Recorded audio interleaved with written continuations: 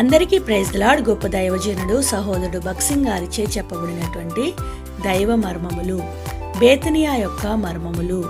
మార్చి 1వ తారీఖున సాయంకాలమైనందున 12 మందితో కూడా బేతనియాకు వెళ్ళెను. మార్కు సువార్త 11వ అధ్యాయము 11వ వచనము. యేసుక్రీస్తు ప్రభువు బేతనియాను 8 పర్యాయములు దర్శించినట్లు సువార్తలలో వ్రాయబడెను. ఒక రాత్రి అయినను యెరూషలేములో ఆయన గడిపినట్లు లేఖనములలో వ్రాయబడలేదు. ఆయన ఉదయమునందు యెరూషలేమునకు పోయి రోగులను స్వస్థపరిచి అద్భుత కార్యములను చేసి రాత్రి వేళకు బేతనియాకు గాని లేక ఒలీవ కొండకు గాని పోయేడివాడు.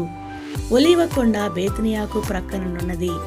యేసుక్రీస్తు ప్రభువు ప్రార్థించుటకై ఒలీవ కొండకు పోయేడివాడు లేక బేతనియాలో గడిపేడివాడు. మార్కు సువార్త 11వ అధ్యాయము 1-12 వచనాలు. బేతనియా నుండియే ప్రభు పరలోకమునకు ఆరోహణుడాయను. లూకా సువార్త 24వ అధ్యాయము 50వ వచనము.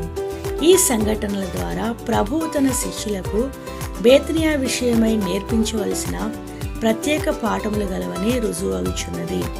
బేతనియాలోనే ప్రభువు తన శిష్యులకు మీరు సర్వలోకమునకు వెళ్ళి సర్వసృష్టికి సువార్త ప్రకటించు అను చివరి వర్తమానమునిచ్చెను.